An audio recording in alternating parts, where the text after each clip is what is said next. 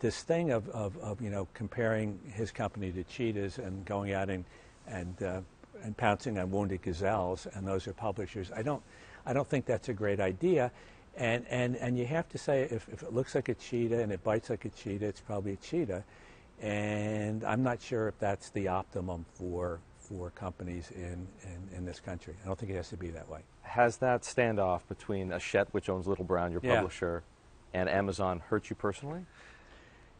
Yeah, it hurts my spirit because I think it's a terrible thing to do. I think it's a bad thing. And I think in that respect, I think Jeff has done a bad thing to hurt writers. I'm fine, obviously. But a lot of writers really depend on those, the backlist, which, for the Hachette authors, they'll put a 4 or 5 week waiting time if you want to buy a lot of the backlists. They won't pre-sell the books, which really hurts. So for a lot of writers, I mean, it can put them out of business or ruin their families or whatever. And I'm not sure. I mean, I understand what the strategy was, although it hasn't worked, that they would put pressure on the publishers. But I'll tell you, attacking writers, to me, I mean, you look at what's happened throughout the history of the world.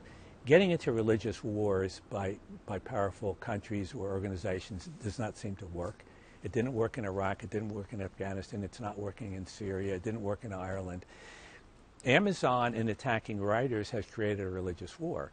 Writers are religious about books. And they'll take the punches. They'll take the blows. And they'll use whatever they have to do. They are not going to let books get hurt in this country. So Amazon has attacked a group that it's small, but we do have this issue of the pen having a certain amount of power. And I don't think the writers have really turned up the heat yet, but we could. How? Well, one of the things we can do is literally come out and ask for a ban. And we have now you thought about doing that? It's come up.